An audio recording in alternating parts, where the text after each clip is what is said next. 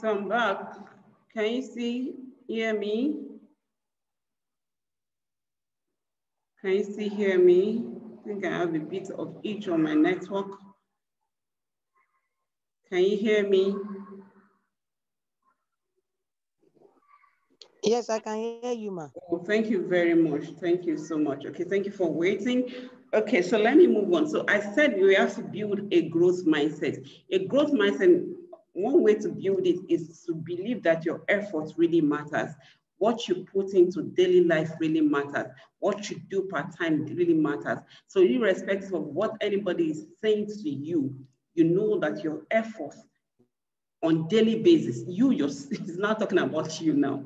You know that your efforts really matter. You appreciate all your effort. You appreciate every bit of your effort that it matters. With that, you can actually build a growth mindset. Another thing is that we have to learn new skills. So even if we assign or we identify our targets, and you notice that there's some part of it that you are not achieving, so it is okay for you to find a way of acquiring skill. You can acquire new skill so that you don't have it before, even though you have a little effort, but the fact that you don't know about something before doesn't mean you cannot know about it. So in building a growth mindset, you have to think about how you can build skills around those areas that you don't have so much effort. So I mentioned earlier that you first have to appreciate your effort. Whatever level you're starting at, first appreciate that. But beyond that, your own effort, there is nothing bad in you going all out to acquire the necessary skill. Acquire the skill that will help you to grow. So sometimes you can actually set a target and you don't even have the know-how of that target. You don't even know how to move to that next level. You just know that this is for you to get to this vision of yours. The next step when you are designing your goals, the next step for you is to move to this level. So at the time when you're writing that goals, it might not really mean that you have all it takes. But what you need to now identify is what are the things that I will need in achieving this goal? What are the things that is required of me in achieving this goal? What are the things that is expected of me in achieving this goal? You understand? So that will not help you narrow it down to say, okay, you actually need this skill or you don't need this skill. There was a time when I was before, at the beginning of this year, I do set a personal goal to myself. So beyond the work goals, I have my personal goal. So, okay, so at the beginning of the year, I already noticed that there are some aspects that I need to delve in this year. But I am not so, I can't say I have so much confidence in those areas. So I have to look into myself and say, how can I help myself in this aspect? How can I help myself in this aspect? How can I be better off? And what I've done is to sign up for, it's not much. There are not much training because the value is already in you. The value is lying down in you. It's just for you to know that you want to achieve this at this time. You need this to set up. So please help me switch off your audio if you're on Zoom so that you can hear me out. Okay, please off your mute. No, mute your audio, please. If you're on Zoom, please mute your audio. Okay. All right. So thank you. So so I'm saying that you can actually learn new skills that will help you to achieve each of the targets that you set out for yourself. And the next one is that I mentioned earlier about failure. So you view failures as learning points. So for you to build a growth mindset, the number one thing is to believe that your effort really matters. Then there is nothing wrong. There's nothing wrong in you acquiring new skills in those areas that you know that will help you to achieve your goals or to help you to move on your vision. You can acquire skills on those areas. And the third thing is that you should know that failure is a learning experience. Failure does not mean you are a failure in the whole sense of it. It's not speaking to you as a person. Failure is speaking to a particular, hello, can you still hear me? Can you hear me? So that just make a comment so that I know that you are here with me. Okay.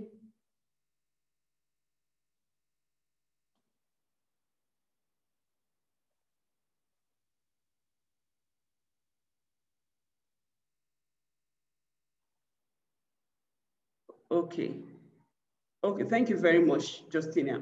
Okay, so I said earlier that failure, if you want to build a global mindset, you have to know that failure is a learning experience. It's not speaking to you. It's actually speaking to particular tasks. Maybe when you're setting your goals to achieve a vision, you know, your vision is broad, your vision is futuristic, is strategic in nature. So goals are just a step-by-step activities to get to your vision. So if one particular goal, or a particular target does not work in the way you expected, whether by what you know about or by things that you don't know about, that doesn't mean you're a failure. It's only telling you, because you have only talked about, you have only gone through a particular version, just one particular scenario you're going through at that time. That means there might be many other scenarios that you can go through to achieve that your vision, to achieve that your goal. So it's just giving you a learning point that you don't go through the route. And what failure does for you, that in future, when you're going to talk about that particular route, if you're going to tell somebody else, they're saying that don't go through that, it may not work for you. Don't go through that, it may not work for you. And that way, you're helping more people in achieving their set goals, okay? I want to be sure I'm live on Facebook. I think there's something wrong here. Okay, I think it's fine now. All right, so the next point I'm going to mention is in identifying how successful we are. The next point is that we have to manage our emotional intelligence. So that means you have to work on emotional intelligence. I mentioned one of the areas that people find it difficult in managing success is when they attach their own success, or maybe when they compare their own success to another person's success. Meaning you're seeing yourself in another people's vision. You're seeing yourself in another person's goals. You're seeing yourself in another person's targets. And what that does for you is that you make you shift focus from your own vision, and all that you'll be seeing is somebody else's vision. And that way, the emotion will come there because you'll be frustrating your core capacity, you'll be frustrating your own ability, you'll be frustrating your own, the way you have been created to operate. Because you are now seeing somebody else's way of doing things. So the only way, your own particular way, your own way of doing things that God has designed for you, you don't see it again. You're only seeing somebody else's way of doing things. And that way, you're not helping yourself. You're not helping yourself to improve. You're not helping yourself. Okay, just hold on. Let me just do something on Facebook. I guess this thing is not showing live to Facebook. And I don't want to post it again there. Okay, let's just continue. So you have to manage your own emotional intelligence. So how do you now do that? So first you have to understand your ability, you have to understand and reason with your emotion. And your emotion comes, the emotion we're talking about comes to yourself and it comes to others. Yourself in the first sense I mentioned, you have to understand how your emotions speak to your activities, how your emotions speak to your targets, how emotions speak to your goals. And that way you'll be able to manage how you can go through those goals, because the truth of the matter, your tasks are not easy tasks. Your tasks are things that you are yet to function in. Some of your tasks are things that you are even yet to you're yet to be involved in. You've not even touched them before. So they may come to you, your new task may come to you as a new way of dealing with situation, as a new way of dealing with life. What could now frustrate you, and that's where you need emotional intelligence, is that you may now be feeling that you are not, hello, hey, this is my network, it's not making me feel okay like that. Hello, Can you hear me? I can hear you. Okay, thank you very much. Yes, you are clear. I can hear you very well. Thank you very much. Okay. Okay. No, the line is breaking, but I can hear you. Okay, it's breaking. Sometimes it's breaking, Yes. but it's okay. Sometimes. Wow. Okay. Okay. Let me just move on. Let's just be hopeful. So you can switch off your, let's just be hopeful.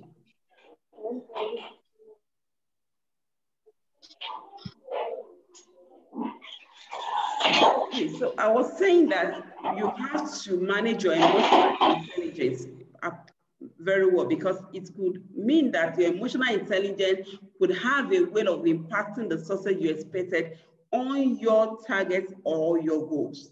Because this could be a new line for you, it could be something that you're just dwelling to afresh. And if you don't manage the process very well, you can allow emotion issues to affect your growth in that aspect. Say, for instance, you just assign a new role at work. So I'm speaking to career people now. So you're being assigned a new role at work, and you know this speaks directly to one of your vision. It speaks directly to one of your goals as a person.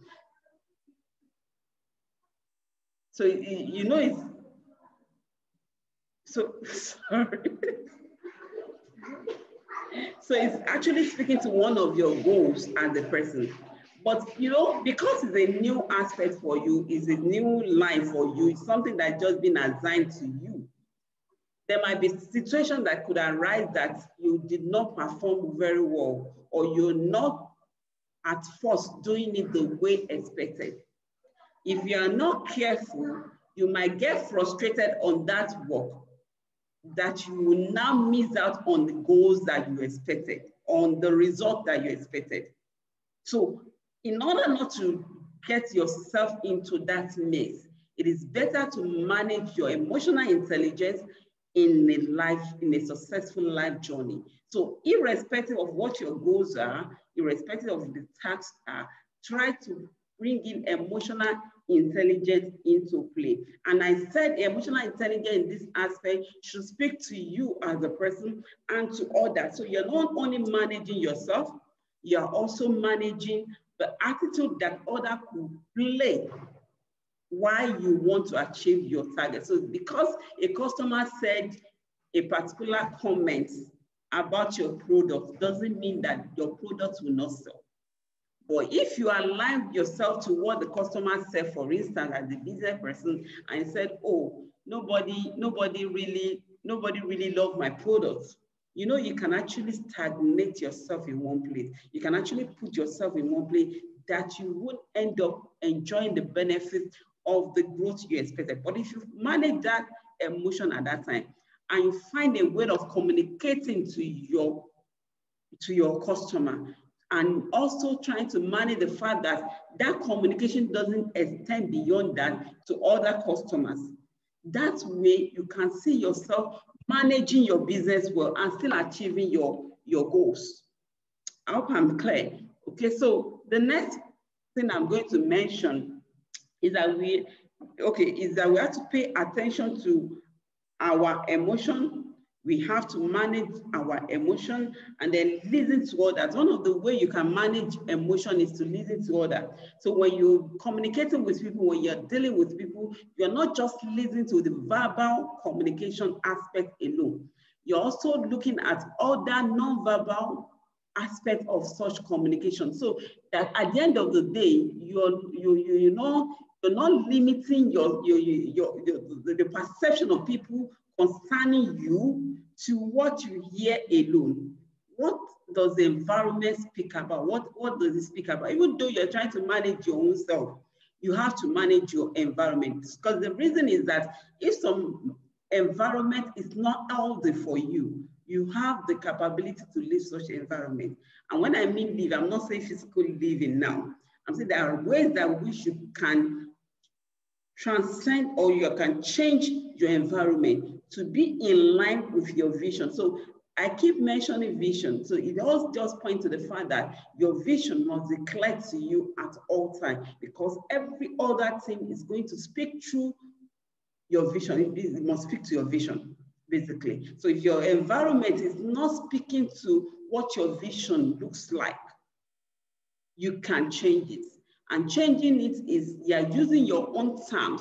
You're using your own, you're working with your own terms. You're working with the set goals that are going to allow with you to make sure that you don't go outside your target, okay? And if peradventure, any target you choose for yourself, because there's always a mistake in any part of life, you can make a mistake and nobody's to be blamed, okay? But if there will be any mistake whatsoever,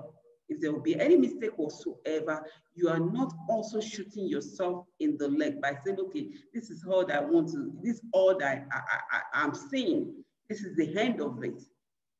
Anything outside this is nothing, okay? So you could also see from other perspectives, and that way you'll be able to manage everything together and then balance in between, okay? So the next thing I'm going to mention on how to achieve successful life is not give up on your willpower. Our willpower is very, very strong, and we don't want to give up on it. So there's something that can help you not to give up on your willpower. One of them is distraction.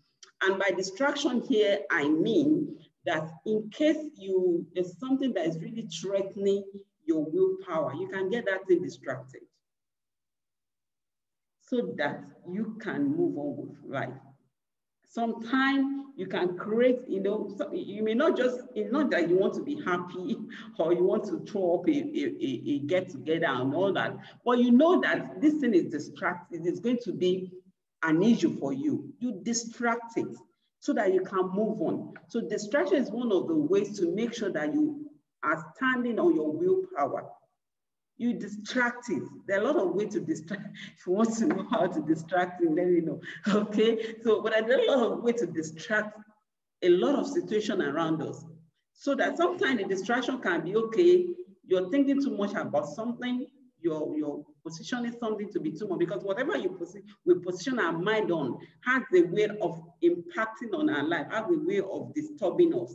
So if this particular thing could be an issue or a challenge in achieving our success, you can actually start playing music so that you can distract your mind. That's another angle. You can distract your mind. And once you distract your mind from that particular matter, you begin to see clearly. You begin to see from another view. You begin to see more clearly about how to go about what you want to do. And that way it will help you to move on in life. Or when you just limit yourself, you get way down, you get emotionally down, you get physically you've been abused in one way or the other, but you not allow yourself to sit in one position, you won't move on. So the best way, if you want to be successful in that your goal or your set goal target, is to get yourself distracted. You have to get yourself distracted. So you have to start looking at other parts of life. What are the things that you can see in life that makes you happy? The moment your mind is shifted from that thing that weighs you down, you begin to see it clearer. And that's why sometimes, going for vacation, going for a social gathering, or just taking yourself out, maybe to nature or whatever, sightseeing and everything. Sometimes you could just drive around the city. Every of these activities make your mind to be more clearer. It distracts you from that whole thing, like you already weigh yourself that this is what I want to achieve, this is what I want to get, this is how much I want to get. But by the time you move on from that position, by the time you just change that environment a bit, by the time you change your focus, you discover that you get your mind distracted from that thing. By the time you come back to it, you are looking at it from another perspective.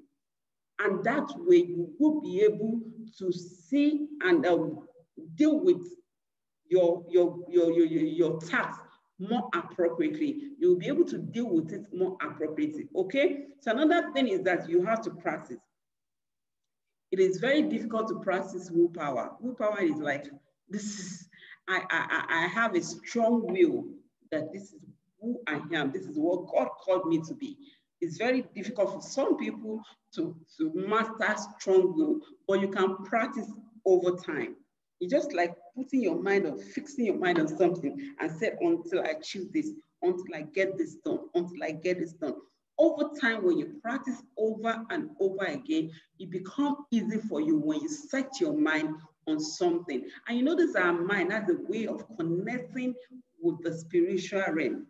I have to mention that our mind has a way of connecting to the spiritual realm. So when you have a strong will on something that I'm going to achieve this is going to happen, it's just like faith. When you practice it over time, it becomes something that functions and works well for you. So the next one I'm going to mention is that you have to develop mental toughness. A lot of things are out there to distract us. A lot of things are out there to disturb us, to make us look sideways. So we have to develop our mental toughness against those things so that we don't fall to failure. We don't fall to the station that will now make us not to achieve what we are supposed to be achieving. So you have to develop your mental toughness, and that is all about your resilience to face challenges. That's all about mental toughness. You will be resilient to face any challenge that comes your way. In whatever form it wants to come, you are saying to yourself, I can actually achieve this, I can actually make this happen, I can actually get beyond this, I can actually walk beyond this. So in that way, you're developing your mental. So what are the things that could help us to develop mental wellness? One of them is to believe in yourself. Believe that you can achieve it. Believe that you can get there. Believe in your vision. You can't have a vision and you don't believe in it and you expect something great to come out of it. No. We have to believe in our vision that it is possible. Can be done. This can be done. This is possible. You know, sometimes we can limit ourselves in the level at which we believe in ourselves. But it's okay. The bottom line is by the time we identify that we have not done so much in believing ourselves. You know, there's something that will just trigger you. If you're someone that defined your vision very well, something will continue to trigger you. It might be an event, it might be a book you read, it might be anything that will trigger you that you're not doing well in this aspect. And by that, you know that you have to do more. So number one thing is you have to believe in yourself. And not just believing in yourself, you have to keep trying. Building a mental toughness is not a day job. It's like you are telling your mental self that you are saying you are okay. And I'm thinking right. I know what I'm doing. I'm moving forward. You're telling yourself I'm progressing. You're telling yourself that there's nothing that is limiting you. So that is telling you that by the time you keep telling yourself this, by the time you keep visioning that every day, you discover that every of your set goals or targets, you have a strong mind in achieving them. So even when there's challenges, you'll be telling the challenges that, no, you're just a challenge. I'm going to go over you. And once you have a mindset that it's just one of those things, it's just one of those challenges, you would definitely overcome it, okay? So another way to develop our mental toughness is to set goals. I think I've talked about it over and over again. In order to develop your mental toughness, you have to set goals. And then you need to find support. You cannot do everything by yourself. You need to look out for people that will support you. You cannot think that you can achieve everything by just your own self. You are just tending towards not achieving your goals, and that is not a successful life. We have a lot of people that tell themselves that they are self-made, you know, I'm self-made. In my dictionary, there's nobody that is self-made. There's no one that is self-made. There would definitely be people, they may not be directly contributing to your task. But there are a lot of people that in one way or the other are actually connected to whatever success you think you have. You can be the one engineering the whole approach to it. You can be the one dictating and everything. But at the end of the day, you need people. And people can come in forms of mentors, can come in front of friends, can come in front of co-workers, can come in front of family members. Just identify people that are positive at your vision. People that see your vision as part of their, that encourage you in your vision line, that see your vision as something you must achieve, that say that you must get to where you are going. So at the time when it is that you are fainting, or the time when it is that you are losing focus, these are the people that will help you to achieve your targets. Sorry. Hello? The Wi-Fi. Bring it here, please. Because it's not really coming up.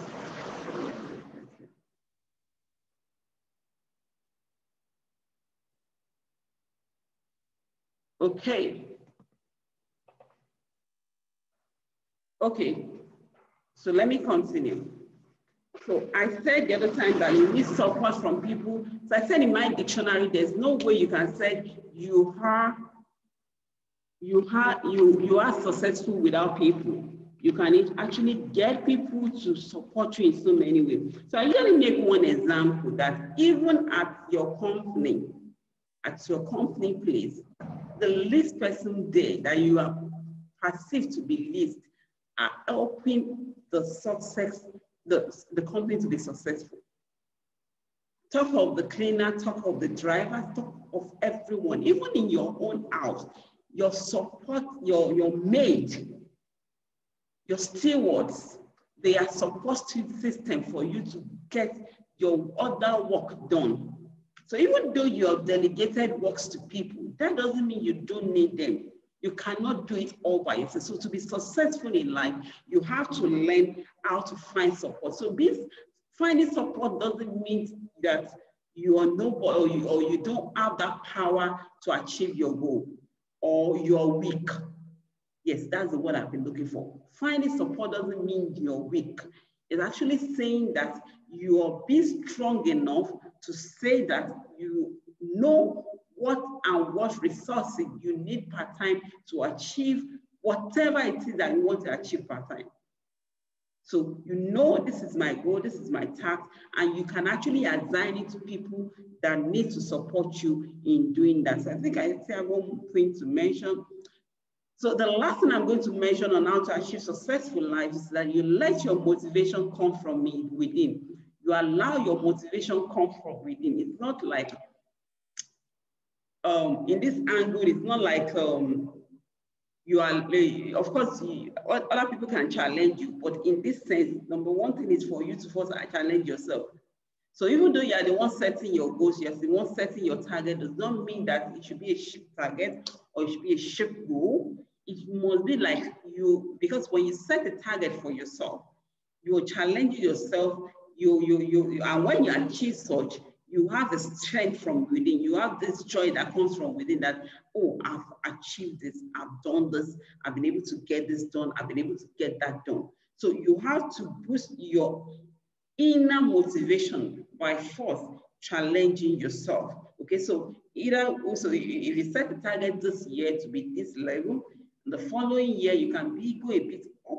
It may not necessarily be up. So setting those challenges might be in a vertical form or in an horizontal form. So it might be to just expand more in that particular goal or to just take it up a little bit more. So in any way, if you want to build an inner motivation, something that keeps energizing you from within, you have to challenge yourself and you have to stay curious. Don't just accept everything as known. Staying curious means that you see everything that there must be a better way to do something. There must be something behind something. You just don't stay and everything they tell you every time, is just okay. You have to stay curious at every time. A curious mind can birth innovation. But if you're just accepting, this is the way you've been doing it in the past year, this is how I've been doing in the years to since I've known myself, this is how it has been happening and all of that, you will discover that you're only talking about past, you're not growing. But if you want to be successful in life, you have to think beyond your past. You have to think about now as well.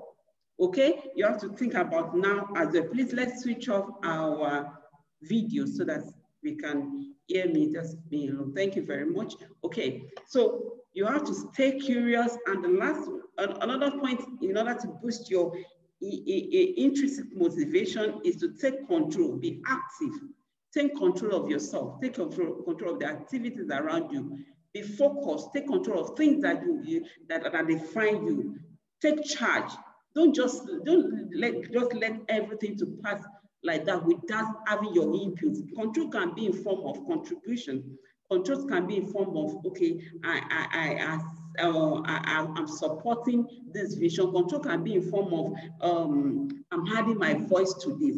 Control can be in form of, I'm viewing this person, I'm looking at this person's vision and I'm supporting this person's vision. Control on your own vision can actually be you getting involved in daily activity. Don't just leave it to what nature brings to it. Yes, nature at the end of the day, we all know what happened to COVID-19, but at the end of the day, it still boils down to you coming back to your vision board and say, okay, what can I adjust? That is you taking control. So if you want to be successful in life, we have to be control, we have to be active. We have to be active at all times. You can't set a goal and go straight on your goals.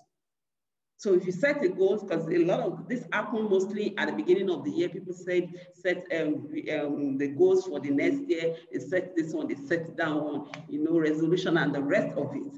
But at the end of the day, when you see January, February, March, they're all gone, whatever it is that they set. And because maybe a challenge comes or something did not come the way they expected, you see a lot of people at the end of the day falling into the period of forgetting about whatever goals.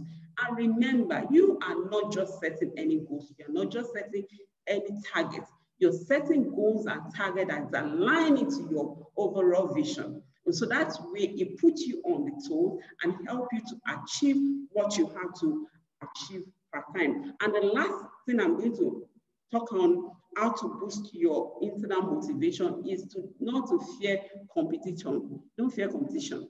Competition is part of life.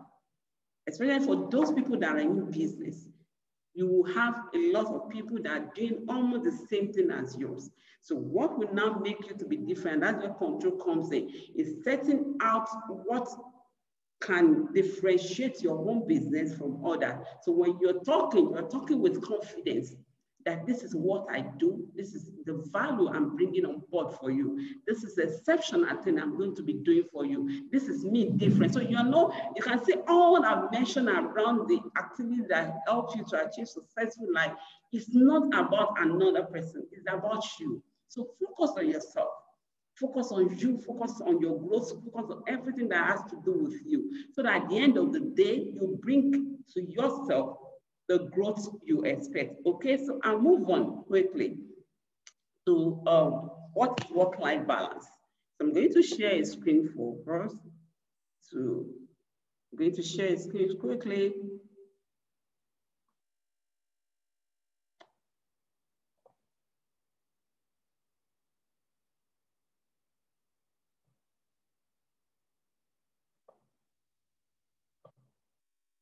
So can you see my screen?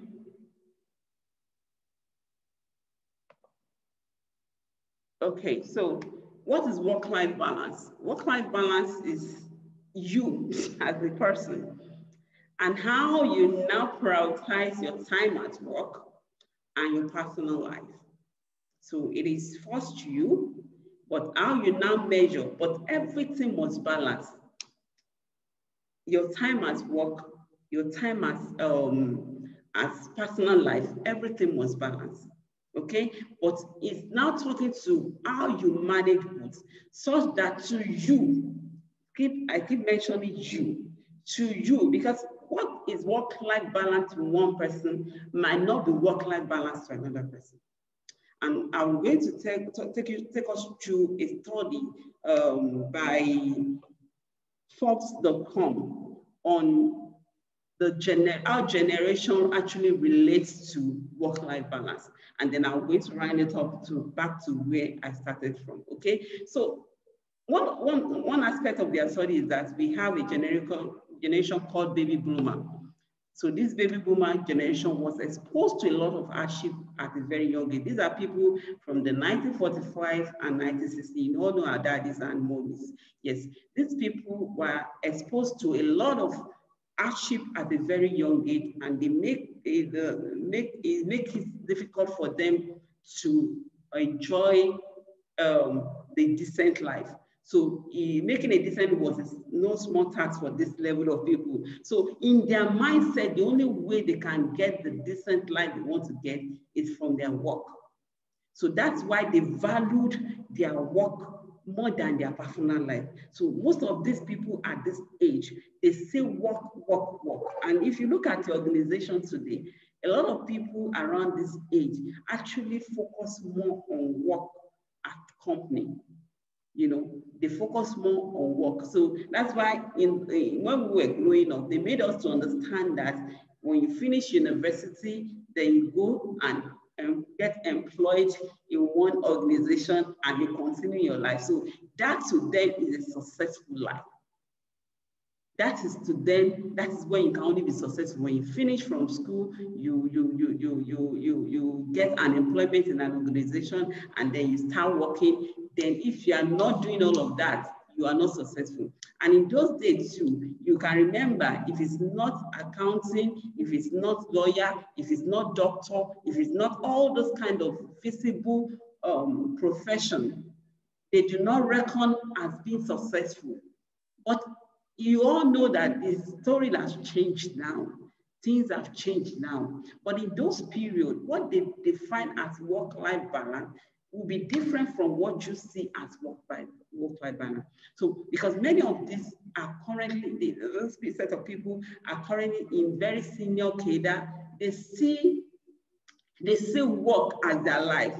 I remember when I was in my former place of work, because of the nature of work, sometimes at 11 p.m., you're just starting the day. In fact, if you leave work around 8 or 7, you look to yourself and say, am I okay? Am I all right? Okay? Not because of anything, but because you know the task that is before you, you know the work that is, and you know the culture of the environment you found yourself. So to be successful in that environment, you just have to put in your best. Okay, so many of this, so as a result of all this, majority of people in this level are actually at high level of stress. They're being shocked with stress because they only think about work, work, work. Okay, the next generation are people between 1961 and 1980. These people are like the children of the people of the first generation. And these people are also made to believe that you have to work, work, work. However, some part of these people, they actually do not see that work, work alone. They want to crave that work-life balance by themselves. They want to generate, and that's why sometimes when they have the opportunity to spend time with family, they cherish that moment very jealously. So they're stressing themselves to create and think about the work-life balance. But that is different from millennial age, which we find ourselves now. In fact, a lot of businesses now, and not just talking about, you as an individual, because the current age, they don't care about your an employer work. You can even get to work today, and then the next day, if it's not suiting to their vision, so what they see as work, what you see as work ethic is not what they see as work ethic. What they see as work ethic is what speaks to their own vision and their mission statement. It what speaks to them as individual. Is what speaks to them. Is what speak to their vision, is what speak to their lives, what speak to their goals. So if the work environment is not speaking to anything that's attached to their personal growth, personal development, but they are ready to leave the work now. And that's why I see a lot of the millennial generation getting to work today, the next few they are off work. And a lot of them will not even want to affect any work. They want to be on their own. So this is telling you now that time is changing, situation is changing. What is work-life balance to one may not be work-life balance to others. So what companies need to now vision now is how to create a better environment. So if you're a business person here and you have some people that are in your business as employee, you have to create an environment that will make life easy for them at work. That will make, because you cannot still drop the major purpose of doing business. And that's why I mentioned to us at the beginning of the video that even as a career person, you have to think like an entrepreneur in business. So the business as it is cannot still drop the core objective of making profit. But in making profit, you have to now think beyond profit. You now think about the environment in which the business is operating. How can you make life easy for people that are involved in your business, for people, your stakeholders in your business? How can you make life easy, achieving the same purpose, but making life easy for everyone, okay? So overall, if you need this, you can contact me later. I'll share the slide with you, okay? So let me just move on. So as business owner and employer, you need to promote flexible work environment. You need to improve overall workplace experience. You need to prioritize a healthy culture. You need to cultivate a happy working environment, and you need to give opportunities for social connection. So all this put together will help individual in your business to achieve a work-life balance. And what is this work-life balance? I already mentioned it's a balance between your work and your life. And this sometimes is subjective to individual, depending on your goals. So for me, for instance, my work-life balance may be that I want to spend a number of hours of days with my family and spend another hours of day on work.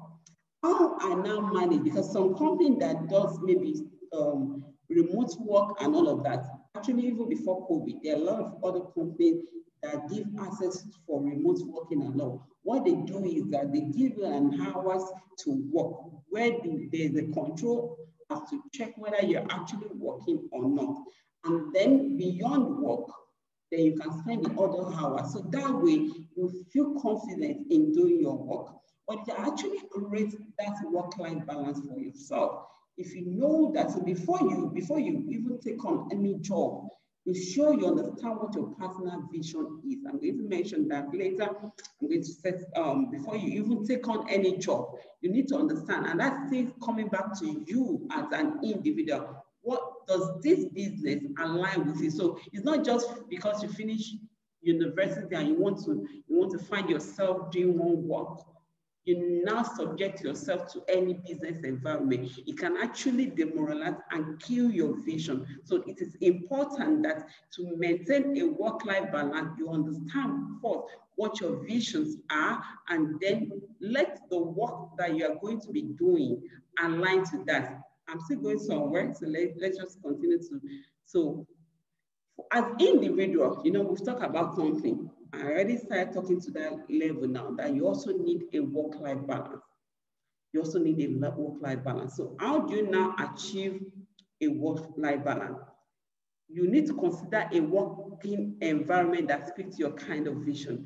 And then number two is to improve on your time management as individuals. So you have to first think about how to work. I mentioned that already. Your work environment has to speak to your kind of vision. And then number two is that you need to improve on your time management. So we dive into time management now. So first thing about time management. Time management is just saying how you schedule your time to make sure that you achieve your objective like you set a target for today and you want to achieve all the targets efficiently. So how you manage to ensure that you achieve all those targets is time management. So first thing before you can talk around time management, effective time management, is that you have to know yourself. Who are you? What speaks to your personality? What speaks to you clearly? What kind of thing that's appealing to you? Number two is that you have to know what works for you. It's not just about knowing yourself. You can know yourself and say, this is me, and then not define what works for you. So beyond you just knowing yourself, you have to set out what works for you as an individual. So for instance, let me use an instance. I work well at night. My up time is night. Some other person up time might be maybe 5 a.m. in the morning. Another person's up time can be maybe 8 a.m. in the morning. Another person up time could be maybe 11 a.m. Some people could be afternoon. But based on individual, you have to identify who you are and what works for you. So in identifying that, you'll be able to put some tasks in their uptime. There are some tasks that maybe require so much thinking. You will not want to put those tasks in the time that is your downtime in a day.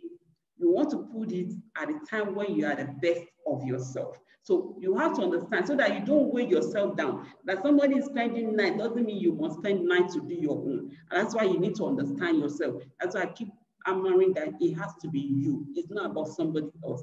First identify yourself. Know what works for you. So in time, what works for you? So if, for instance, I am a night person, I think well at night. So when there's some strategic thing that I need to do, I have to make sure that it happens at night. Some other tasks can come any other time. Some routine tasks can come any other time. But when it comes to tasks that relates to me thinking a lot, me trying to find a way around something, I'd rather just put those key tasks at night so that I'll get to do what I have to do quickly. I'll get to think straight. So you have to identify this about yourself. Then the other one is that you need to understand your job, either as a paid employee or as a business owner. One of the things that can help with time management is understanding the job at hand, understanding your job. But if you don't now understand your job, because sometimes some people waste time on tasks because they don't know how. It's just like you need to do something on Excel or you need to do something on PowerPoint and you don't know how to do it, or you keep dancing around your system. You don't know, instead of you to ask how to do, you keep dancing around. You will not achieve any success on that task. So in case you don't understand that job, then it needs for you to build skill where you are lacking. You need to build those skills. And the skill here could be problem solving skill. It could be strategic thinking skill. So you have to think about how best can I take care of this? How can I identify problem within any activities? Because your problem solving starts with you identifying problem. So if you don't know there's an issue here, there's no way you can solve it. So you can build your skills where you are lacking. By building skills, you are helping yourself to see how best you can manage those time, how best you can apportion your time. Okay? Sorry, let me take a little water.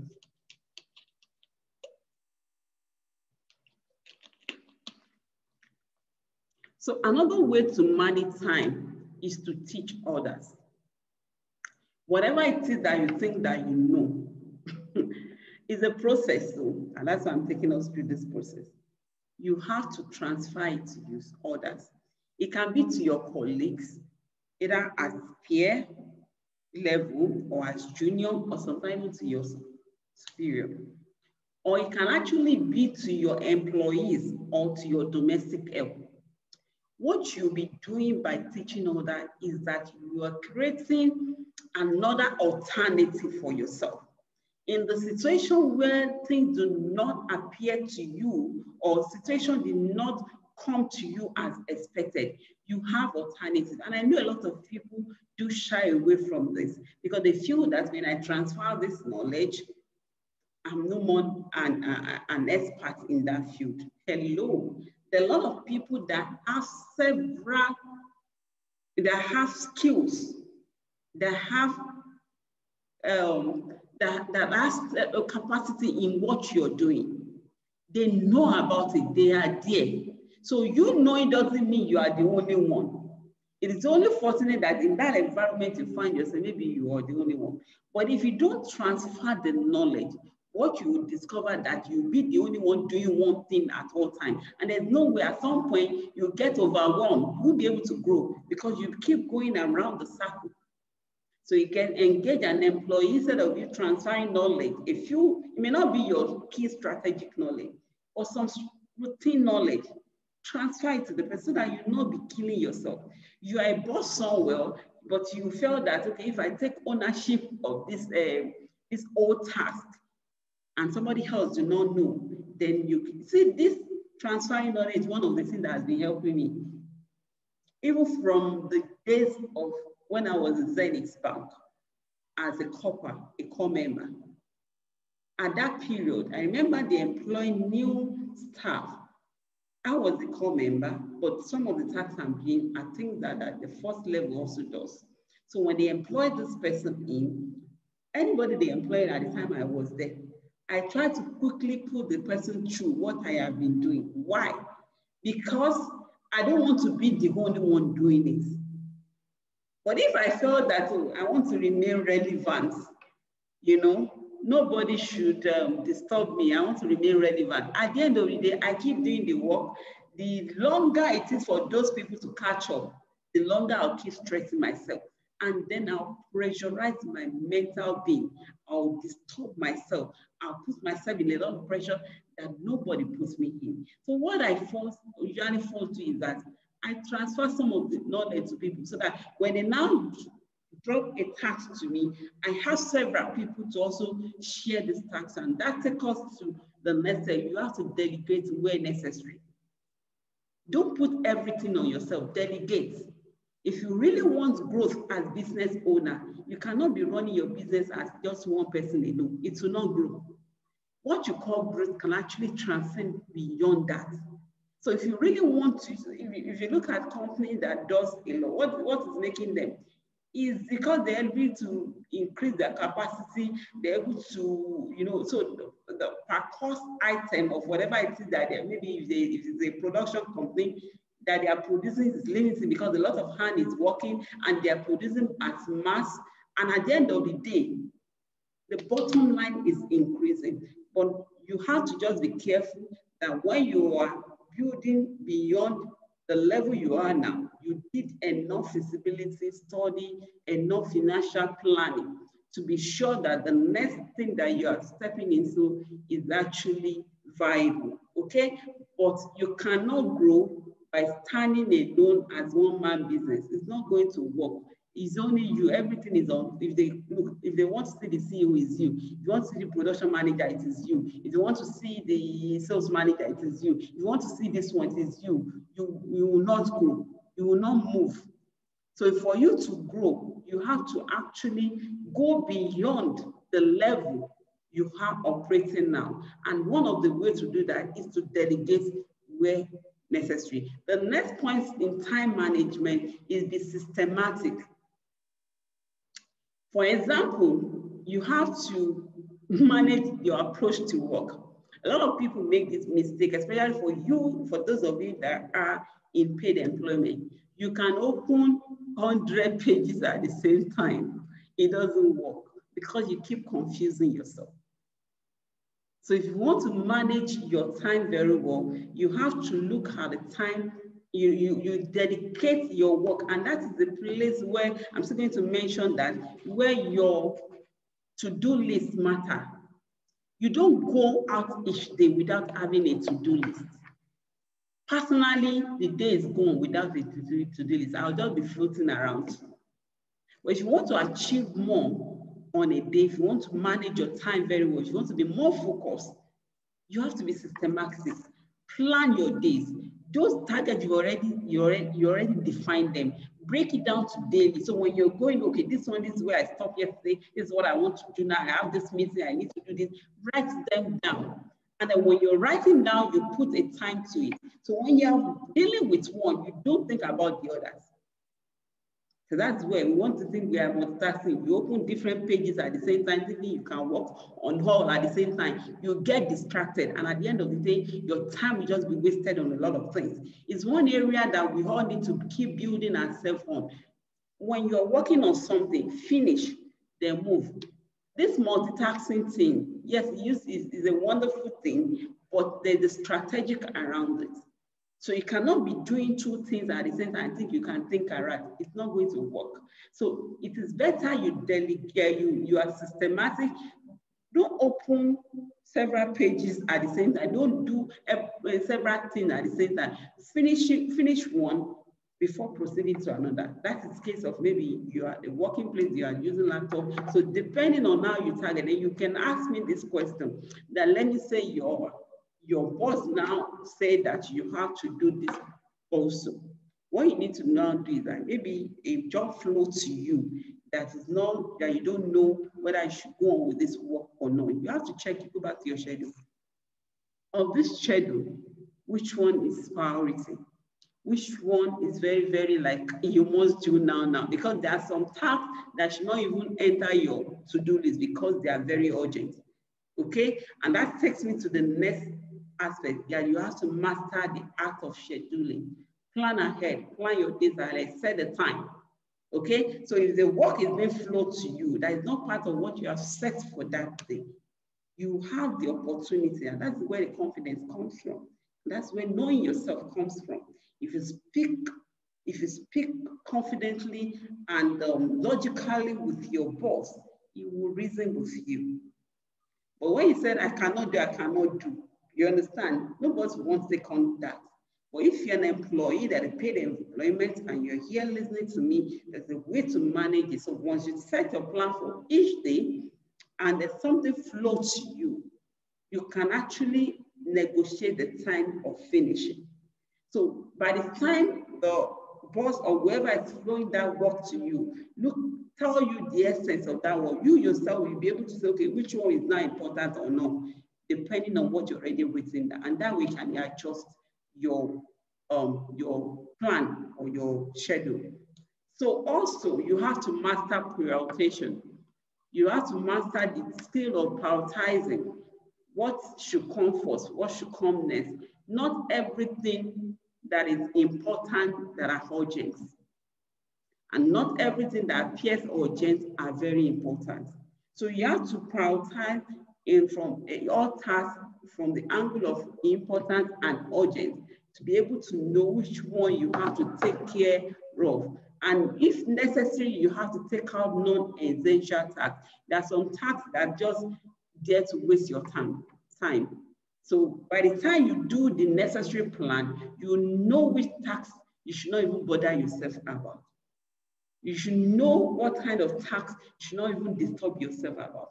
So if your goal, for instance, is to make your presence known, your business known online for business people now, you want your business to be known online. You know there are some tasks that you have to set for yourself that has to do with you being seen online, your product being seen online. So so that means for you to go online, you have a purpose. It's not just going there to just create presence. You're going there for a purpose. So that means if anything on that line, online, is not speaking to your purpose of being online, it's not something that should bother you. It's not something you should disturb yourself about. And that's why we see a lot of people getting involved in a lot of groups. They are in different groups that are not adding value but wasting their time. You see them online, this group, that group, every group they want to be. Somebody being 800 plus group to do what?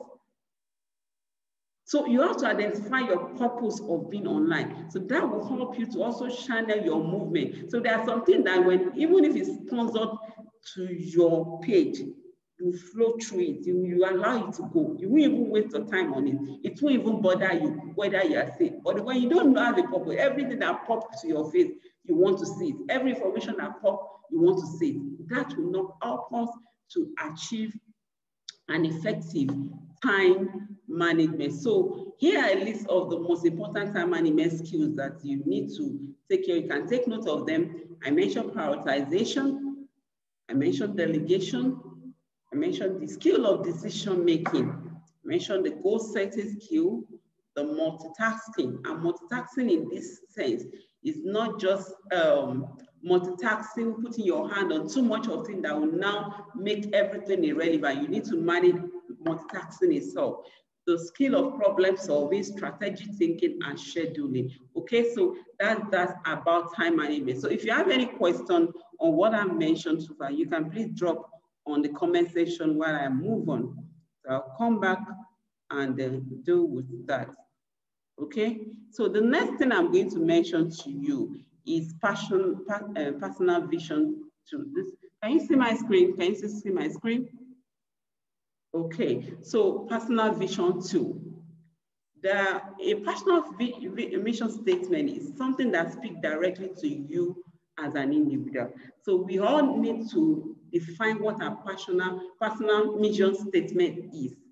But in determining our personal mission statement, we can use this personal vision too as a guide.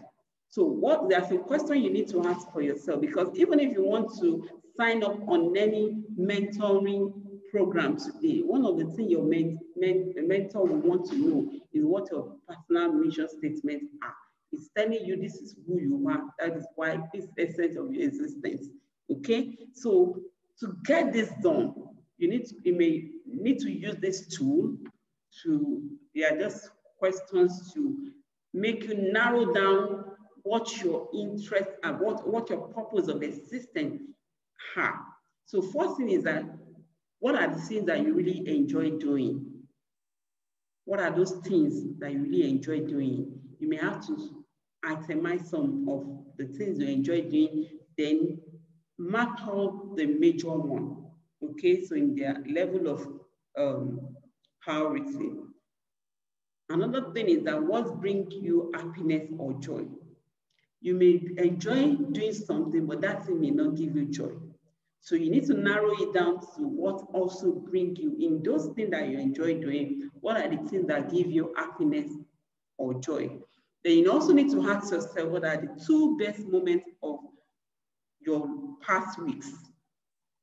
You may streamline it to maybe 3-4 weeks. So this time you want to design your own personal mission statements. I'm taking you through the tools on how to get your own personal mission statement. So what are the things? So you ask yourself again, what are the 2 best moments of your past weeks? And then you may also have the question, 3 things I'll do if I won the lottery. So maybe if in case there's any lottery available, in case I win it, what are the first 2 things? So let's say they said, if you win 1 million, if you win 5 million, what will you do with the money? You understand? So what are the first 3 things that will come to you if you win a lottery today? So what are the first 3 things that you want to do with that opportunity? Then what are the issues or causes you care deeply about? What are the things that if they happen, it could affect you? What are the things that if they manifest, those areas, risk area, what are the things that, or situation that could happen, that if it happens, you care deeply about them, okay? And the next one is, what are your most important values? What speak of you? What speak of your value? How can people define you? Am I trustworthy? Do I hate lies? Do I like straightforward person? Do I like, just think about what are the things that speak of what are the most important values to your life? Then things that you are good at, what are those things that even when they wake you up at any point in time, you are good at it, you can actually do it. It might be marketing. Some people are very good at talking, and very good at talking. For me, when I was trying to define my vision statement, I keep going about a lot because my hand is in a lot of things. But everything keep coming back to business, everything coming back to God, everything, by the time I dance around and dance around, it comes back to it. So that way, it helps me to define and in business, I have a niche. It's not just everywhere that I am. So what are the things that you are good and excellent at? So it will help you to define what your mission statements are. And then what would you like to stop doing or do as little as possible? What is that aspect? Everybody has something they're struggling with. Everybody has an attitude they're struggling with. Everybody has something in their life that they wish they could stop. So what is that thing in you that you feel that you really wish to stop doing? You really want to stop it, or you want to do it, you want to reduce your way of doing it. It could be one of the things that will help you to define your mission statement. So after walking around this tool, I leave you to that to go and take care of that. And I said, if you really need this slide, please let me know so that I send to you later. So I said the other time that your personal mission statement explain who you are and who you want to be and what you represent. All those questions you ask for yourself is actually help you to know who you are, who you want to be, and what you represent, the value you represent. So you can use the guide to make your decision, to make choices, either large or small, by asking yourself, does this help me become who I want to be? So if you want to define your personal mission statement, after itemizing all those things, you have to pick each of the items. Does this help me to become who I want to be? So does this one help me? Does this one define my person? Does it help me to become who I want to be? Because the personal mission statement will help you explain who you are to others. If you help people to see who exactly your personality is, who you are, it helps to explain who you are to others. So a personal mission should answer 3 questions.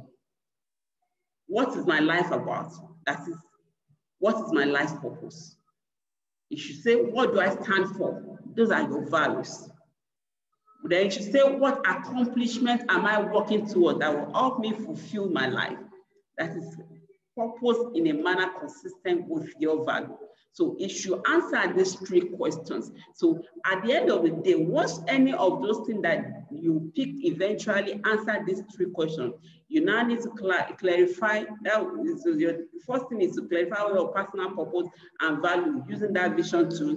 Then you now draft that mission statement using all of these questions, brainstorming and all of that. So drafting a mission statement, you look over what you've written during step 1, that is the one on your personal vision tool. Then look again at the 3 questions a mission statement should answer, the one I just mentioned now. Then consider how they fit together and how they can lead to a conclusion. So you have to do a rough draft of your personal mission statement. It could be brief, but should express who you are. So by the time you finish this task, it will help you to know this is who you are, and that will help you to understand what will help you to define what your vision is. It will help you to identify the goals, the kind of target you can set for yourself, and it will help you to also define the kind of measuring tools you can use in measuring your own success. So everything still boils down to you. So defining and measuring your own success. So after you define your mission statement, whether it's personal or for work, you have to define your target with timing.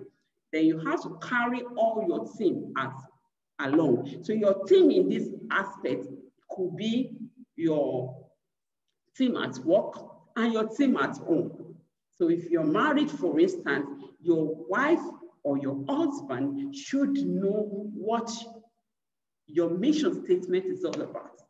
They should understand what your vision is all about. You can't hide it for them if you want to be successful. They should understand what your target look like.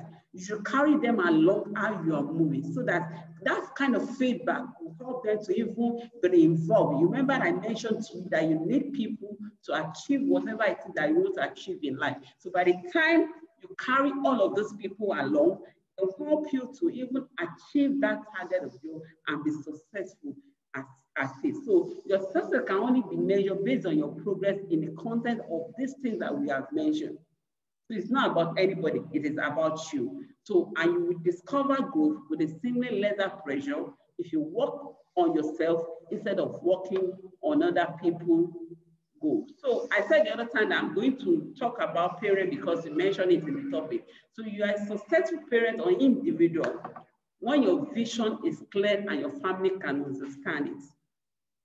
You are successful as parent when your progress and your success does not affect the effective functioning of your kids negatively. That means your success at work or your success, your personal success is not affecting any of your member negatively.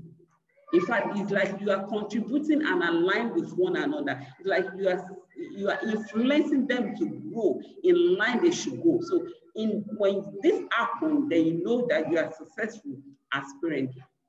You are also successful as parent when your kids can build personal confidence of their future based on the example you lay down. So one of your visions could be that your kids must be influenced through what you do. So if what you are doing is actually pulling down your kids, then you are not yet successful in any individual. You're not balanced at all in your business and the work area, okay? You're also successful when you effectively identify and manage family events. You don't leave out some family events. You understand? That way, even if you are not 100% participative, like you are there always, they see that you are active in every way. They see that you are involved. Your voice is being heard. That means that you're being seen passive as part of them. So that makes you to be successful as part of the family. Then you create time for family bonding. Everything should not be on work. There should be time for family bonding. So when you take time that your target works towards ensuring that even at work and at home, they can feel your presence, then you are successful as parents, okay? You allow God to be center of your affair, and that is very, very key. You cannot, sorry, let me manage the situation that is going on around there. Okay, I think it's safer. You cannot take the God factor from all this that we are saying. You have to allow God to be the center. So even though you've made plan, even though you've set your target, still put everything in line with God. Set your target in God. Anything that is outside God, it is no target. Any vision that is outside God, it is no vision. So it's only when it is God that it can help you to also achieve it. And every of your family member, meaning your children, will understand love and empathy. You will only be a successful parent if through the approach of work, the approach you take out, they can understand love, they can understand empathy. So when your children, excuse me, please, I'm in a meeting. Thank you. So when they can understand love, they can understand empathy. That means you're being taken care of everything that is happening around you, and you are being effective and successful at it. I hope I'm clear with this, my few points. So overall, you are successful based on you, your own measurements. Yes, and that is telling you that don't get yourself worn out. Don't get yourself disturbed when others are talking about their success. In as much as you are also working on your own progress, you're also working on your own target, you're also working on your own goals that is taking to your vision, it is worth celebrating. And that takes me to the last part. Celebrate every of your little win. Celebrate it, celebrate it. It speaks a lot about you. And it's only when people know you that they can buy into you. So celebrate no matter how little it is, please try to celebrate your every win. Celebration doesn't necessarily have to you announcing in all times. Sometimes it can be you just celebrating yourself, appreciating yourself. So you have done well. It kind of gives a confidence to be better off in other aspects of your life. So if you have any question, please drop it at this time.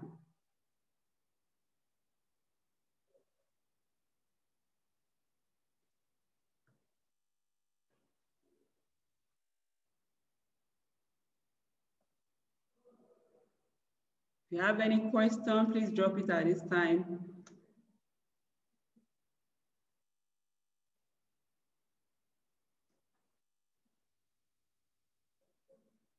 Do we have any questions? Can you still hear me? Okay, I think I have one new message. Yes, I can hear you. Okay. I can hear you, ma. Okay, how to deal with external family influence when setting one's own goals and vision. So when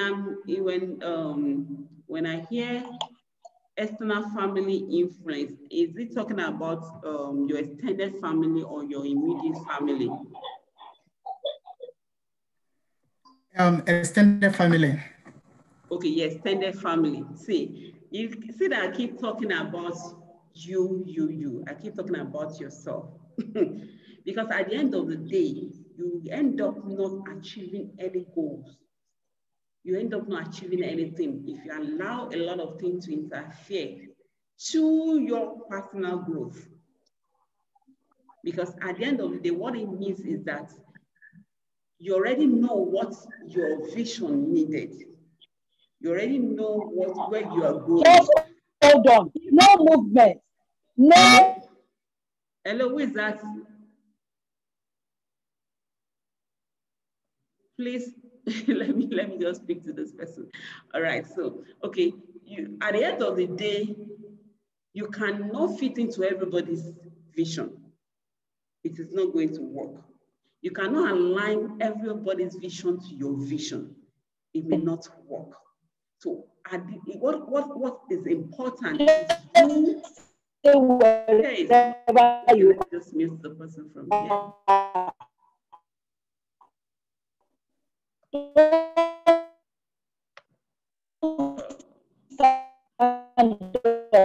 Can you please mute your audio? Okay, I think I've done that. Okay, so you cannot be in everybody's vision, and that's what kills us, especially in this part of the world, in Africa. We want to fit everybody in to her own vision. You cannot, and that is why, because your vision is setting your target. You have to put. So you don't have to put it on three. There are many inside, and there's it already. Gosh. Oluwabumi Onobanjo, please mute your mic. Okay. Okay, thank you. So you cannot satisfy everybody's vision. In trying to bring everybody into your own vision, you just get yourself distracted. And you know your vision is long-term in nature, and that's why you have to define it very well. But in setting your goals, which is just the immediate task you have to perform in meeting each of your visions. So for instance, this year, the whole of this 2020, it was just a preparation timing for me for my business school. I wasn't saying I want to start a business school in 2020. It is a long-term vision at maybe 2018, 2019. But I've set each target, and I know that there's something I have to, there's some communication I have to have, and all of that in this 2019, for instance, that could help me to achieve what I intend to achieve. So what have I done? I have mapped out the resources I need. You know that you also have limited resources. So when you say your family influence, now maybe they can say, don't do this, don't do that. But remember, I mentioned something around God. I mentioned something about God. If your vision is as aligned with God, you don't have to align with every other person. As time goes on, they will understand you.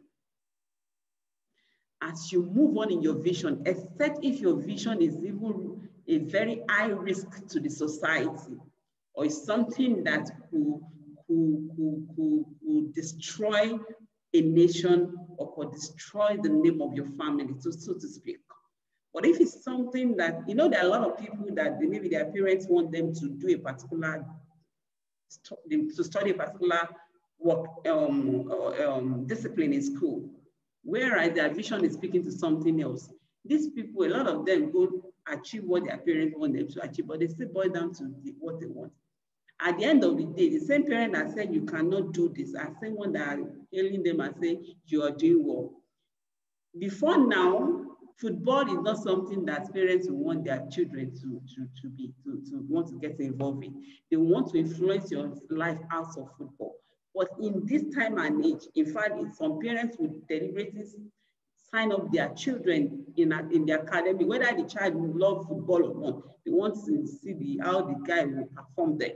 So that is telling you that you have to first think about you first, your own vision first, your own life first, and that vision, we already itemized a lot of things that you must align to. Once they align to those ones, every other factors can find themselves in due time. So you don't have to disturb yourself around it. Over time, they will not understand you. That one is sure. They will not understand you when you first started, because you are the one that carries the vision. You're the one that you understand it. You're the one that you know how it is.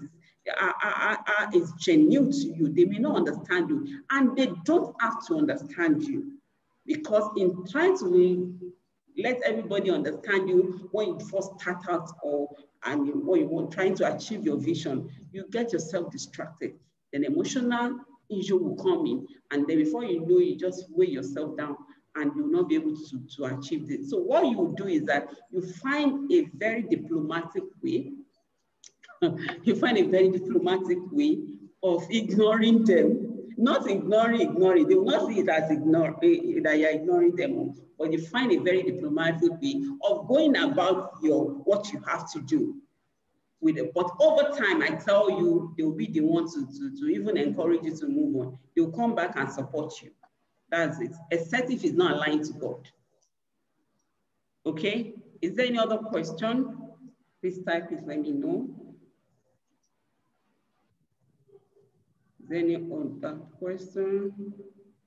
Okay, I think that's about it. Do we have any other person that needs to ask question? Okay, so Oluwafisayo Sholari. Thank you. So one task I want everyone to do, at least I want 3 or 4 persons to do this, is to tell me at least one thing that must be that you've learned, one thing that you've taken out from this class, from this section. Yes, if you're on Facebook and I'm still live there, maybe this task is not for you, it's for those that are here. And it's for us alone, okay? So what is that one thing? So I'm going to speak to a few of us. What's that one thing that you have been able to pick from this section? So who is going first? Good evening, ma'am. Good evening. Thank you for the wonderful session. Okay, for me, I think my take home is mostly from the time management session, where we talked about how we can manage. Of course, time management came from the topic of work-life balance, how we can balance our work life and personal life. So for me, under the time management, I learned a lot about what to do in order to manage our time, because we discovered that it's still the same 24 hours that is given to everybody. So how you now utilize your own is now left to you. And one of the things I gain is when you talked about we teaching others the things we know, yes, so that we can delegate. Yes. And that resonated deeply with me, because yesterday I was just studying about something when I came across a quote that said, when you are irreplaceable, you cannot be promoted. Because if nobody can replace you, then that means by the time they are promoting you, there's nobody to fill in the space for you. So there will be a problem. And that boils down to some of us that we hoard information from our team members, from our subordinates, and you're like, I don't want them to know what I know, so that they don't threaten me. But the truth of the matter is, as long as we don't teach others what we know, we won't move from that spot, because we will not have someone to leave that spot for. So I learned a lot about that. I also learned about skilling up in areas that we need more skills. Yes. Then you talked about we should not put pressure on ourselves in terms of work. When you're working on your computer, don't open multiple pages.